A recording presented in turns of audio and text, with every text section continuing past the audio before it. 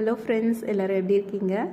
இன்றைக்கி என்னடா மாவை வச்சுட்டு என்னென்னவோ குட்டி குட்டியாக செஞ்சிட்ருக்காங்கன்னு பார்த்துட்ருப்பீங்க. பானிபூரி செய்யலாம் அப்படின்னு சொல்லிட்டு வீட்லேயே வெளியே போனால் நம்ம விரும்பி கேட்கக்கூடிய ஸ்நாக்ஸில் ஒரு ஐட்டம் கண்டிப்பாக பானிபூரியாக இருக்கும். எனக்கு ரொம்ப பிடிக்கும். சரி, வெளியே போய் சாப்பிட்லான்ற போது என் ஹஸ்பண்ட் வீட்லேயே செஞ்சு தரேன் அப்படின்னு சொல்லிட்டு ரெடி பண்ணார்.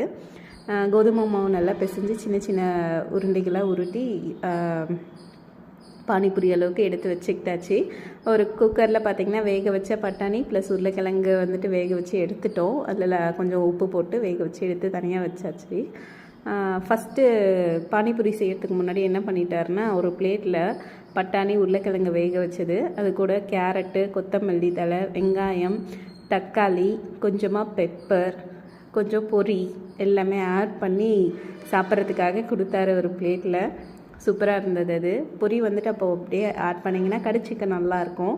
ரொம்ப நேரம் ஆயிடுச்சுன்னா ஊறிடுச்சுன்னா ஒரு மாதிரி இருக்கும். ஸோ அப்படியே சாப்பிடும் போது ரொம்ப நல்லா இருந்தது. அடுத்தது பார்த்திங்கன்னா பசங்களுக்கு கொடுத்தோம். அது அவங்க தனியாக சாப்பிட்ல. ஃபஸ்ட்டு கொஞ்சம் டேஸ்ட் பண்ணிவிட்டு வச்சுட்டாங்க.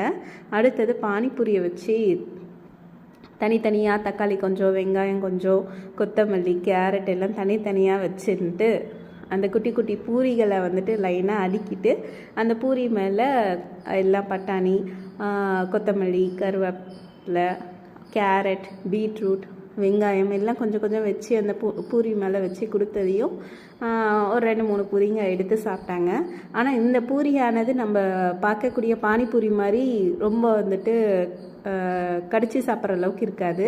இது கோதுமை பூரிங்கிறதுனால கொஞ்சம் பூரி மாதிரி தான் இருக்கும்.